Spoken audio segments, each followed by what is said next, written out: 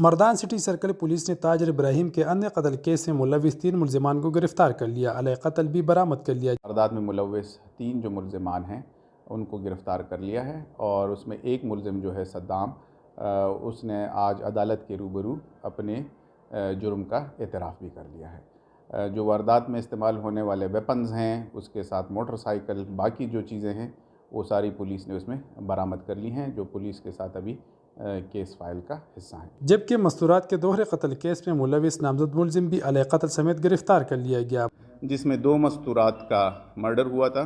اس میں بھی جو نامزد ملزم ہے شیر علی ولد محمد عمر سکنہ مردان خاص، اس کو بھی پولیس نے گرفتار کر لیا ہے، اور اس کے قبضے سے جو